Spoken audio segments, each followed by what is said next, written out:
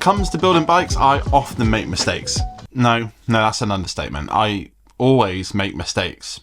For example, if you follow me on Instagram, you probably noticed a couple of days ago that I purchased a bike that happened to have a hole in it. GT. It's got a hole in it. I didn't know it had a hole in it. The listing said wear marks, not hole marks. I mean, it cost me like 20 quid, but They could probably buzz a weld across it. I bought it on eBay, and on the listing it did actually say that there were some wear marks on the chainstay, and I think that was an understatement. The wear marks are quite severe, but whatever. Sam did have some suggestions on how I can fix this bike, some good, some bad. Plaster of Paris is a really well-used repair agent. I like that idea. But I have fixed it to a point, but I'll save that for later in the video. Today's video is about all the mistakes that I make that I think I should probably stop making, but more importantly, I feel like I should share them with you to help you not make them if you are new to building bikes, or if you're like me that's built bikes for years and years and years and still make the same repetitive mistakes. Let's not do that anymore. So here's 10 mistakes that people make very regularly, including myself, that we should stop, starting with number 1.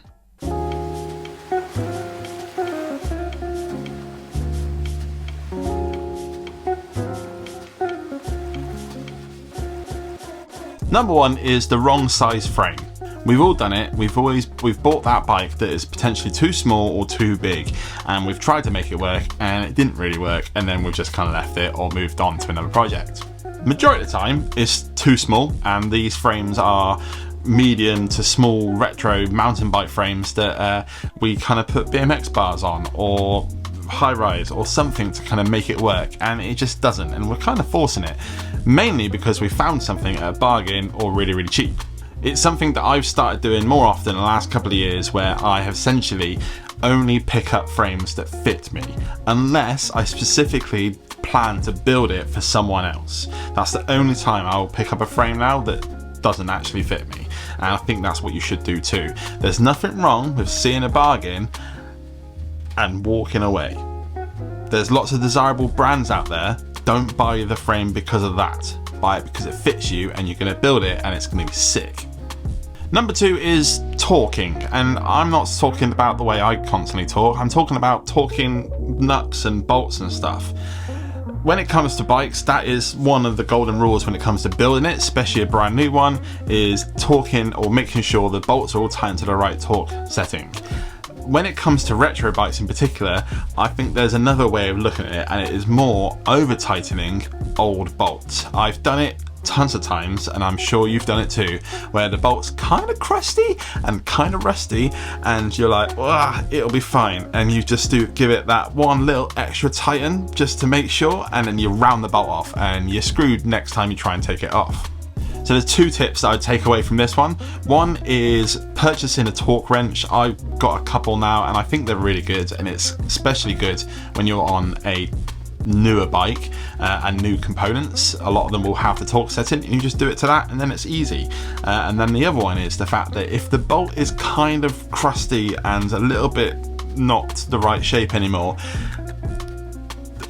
I don't want to say don't use it, just be careful with it, and you won't mess it up.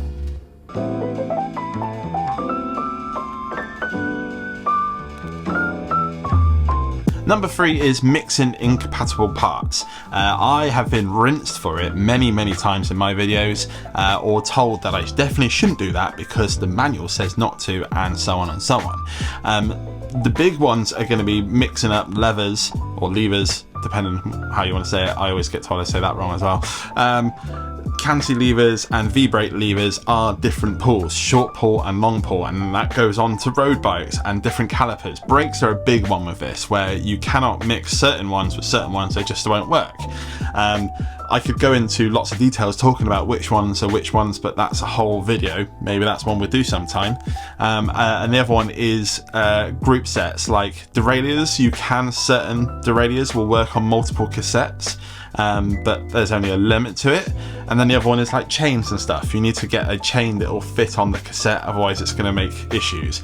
I feel like this one's quite open-ended because there's lots of different ones, but when it comes to compatibility, don't expect it always to work. And I think this goes especially for retro builds. If you've got a load of random parts, they don't all necessarily just work together. So spend time looking at them and working out which ones work with which to get the best build.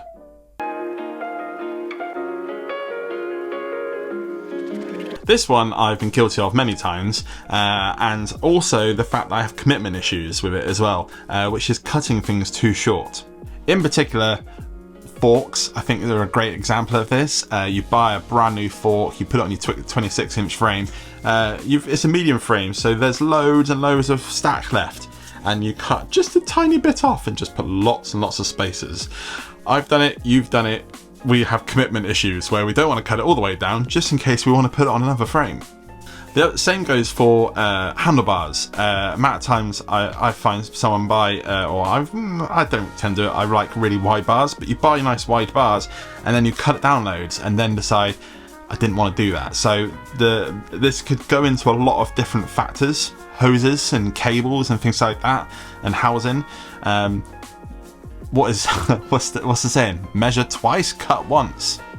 I think that settles that one completely. This is another one where I could spend a lot of time talking about it in great depth, and maybe we will one day. Let me know in the comments if any of these tips and sections need a full video to themselves, because we could definitely do that. But this one is cable management.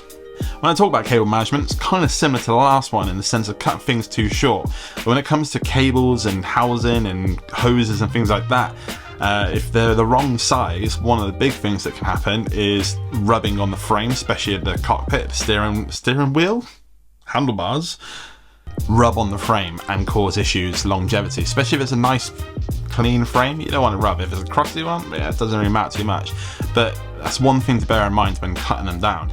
The other one is especially on the gearing, if the cable is too tight or too slack, it can affect the way it shifts as well. So again, probably one that I could go into a lot more detail on of how you can solve these things, but it's something to look and learn about. You guys have gone absolutely nuts on my stickers this week, so much so that we only actually have a couple of the OG packs left, which is the Bulky Boy, the Save Bikes, which is the first sticker we ever released, and the new logo sticker. These packs are available on the website saveourbikes.com, and you can purchase them there if you wish. I've also opened the postal services.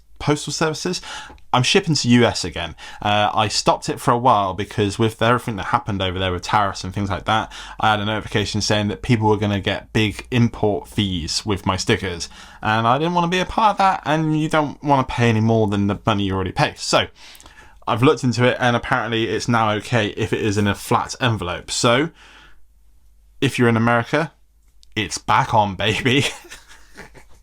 So yes, if you are interested in picking the stickers, they make all my builds possible, and you can pick them up from the link down in the description or saveourbikes.com.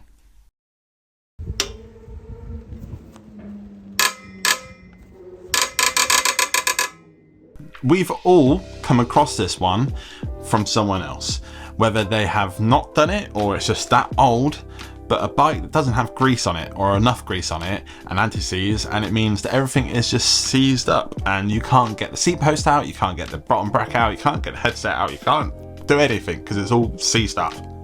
The way we can solve this in the world is making sure you grease things and make sure you put this stuff inside the bike.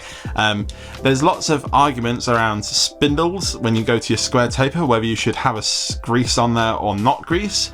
I like putting a teeny bit of grease on there just so it kind of like has a little bit of like give when you're taking it on and off, especially because I take my bikes apart so often. But there's lots of people saying that was I want to say it was, I can't remember, a brand once said that you needed to grease them, or you didn't need to grease them so they'd fall off. I don't know what it was, but basically grease your bike, grease everything, especially if you want to take it off again. This one fits in quite nicely after the last one about grease, and it is alignment. And I want to talk mainly about bottom brackets. I think bottom brackets are very easy to start forcing in, especially if it's an old bike with crusty threads. It's sometimes a little bit hard to get that bottom bracket in, and we just wrench it. I know I've done it. I've done it so much that there's bikes that I have, the bottom brackets are probably stuck in there now because I've done it. Probably shouldn't have admitted that on the internet. But it's very important when you're putting a bottom bracket in that you align those threads and make sure it goes in smooth. If it's not going in smooth, you need to take down to a bike shop, get them to chase those threads out, and then it will go in nice and smooth again. It's one of those tools that you probably don't need. I probably do need, because I do this a lot, but I still don't have one, and I often take it to Sam at Stayer and he does it for me, or I just steal it out of his toolbox and do it myself. So as well as bottom brackets, making sure they go in aligned and not at an angle, I'd say it's a good thing to do. It's a good habit to do on all the bolts to make sure they're nice and smooth. So when I first wrote this one down, I was thinking about things that people do to bikes to kind of make them better, and one of them is weight. They take things off because they want the bike to be lighter because they think that's going to make them better. In some worlds, competitive sports, for example, that makes sense, but in the real world, sometimes slightly heavier bikes with more reliable parts is way better. So I would say the biggest thing is sometimes if the part works really well and there's another part you're thinking about replacing out just because people say it's better, or for example it's lighter or something like that, don't just go for the hype. If it works, then you've probably already got the right one. And the last one is arguably one of the most important parts about any bike, and it's about the wheels. When it comes to wheels, there's two factors that you need to be checking on these wheels. And if you don't know how to do it yourself, get in your friendly bike shop to help you out with it. Those two things are, one, truing it. If the wheel itself isn't true and it is wobbling like this, one, it can cause it to get worse to the point that spokes start snapping and things like that, and you're just going to bust your wheel up. But also it can affect kind of rim brakes and tyre seats placement and grip and all sorts of things. It's just not a nice thing to have, and it just doesn't feel as nice when you're riding it.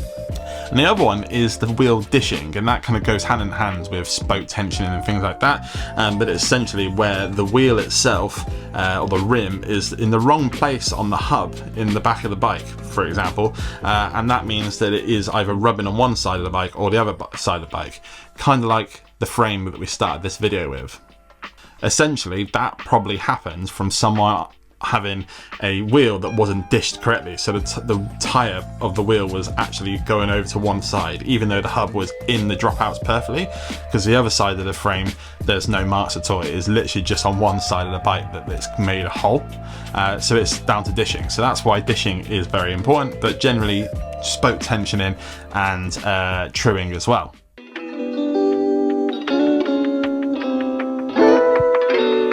So I'm keen on hearing your top tips and mistakes that you have made in the past and you don't anymore because of why, and I want to hear those whys, and things that maybe I missed as well that maybe you feel that I should have put in this video. Let me know in the comments below, and let me know if you disagree with maybe some of the ones I've said as well. I feel like they're all pretty obvious ones, but maybe not.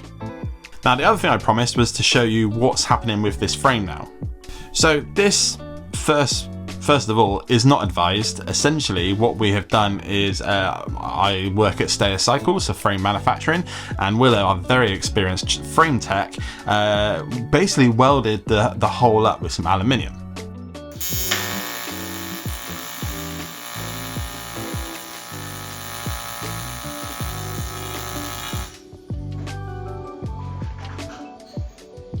Use a TIG welder to do it, and the reason it's not advised generally on aluminium frames is the fact that as soon as you reheat aluminium, and this isn't like all frames always, but a lot of the time it can essentially make the metal a bit more brittle. One of the things he was worried about in this frame was the fact that it would just get so hot that it would just end up melting a hole straight through it. So we didn't know exactly how it was going to go, but as it was already broken and it was amongst many frames in my shed, we decided to give it a go. Like I mentioned, Willow is the frame tech at Stayer Cycle, so he's extremely good at doing this sort of work. I was going to take the frame away from him just as he finished, and he went, no, let me finish it up, and he sanded it all down down and it now looks smooth and you can't really tell that there's anything there at all. So it's very, very nice. So thanks again, Willow, for sorting it out, because I'm now going to build it up as a little pub bike rat bike. So if you do have any ideas for the bike that you want to see me do to it, this is a little mock-up that I was doing today. It's kind of in the garden. I think I'm going to do a different rack, but the fork and the rest of it kind of makes sense. I like it. Put them down in the comments, let me know, and I'll build that probably in a week or so. And that brings us to the end of another video. Thank you so much for watching. And if you are new to the channel, welcome. We make videos about bikes and cycling content. Lots of builds, and that one that we just saw then will be coming very soon. So if you're into that sort of stuff, please feel free to subscribe to the channel by hitting that button just there. It's absolutely free and it helps me out a bunch. And if you can't wait till the next video, that one there is a particularly good one.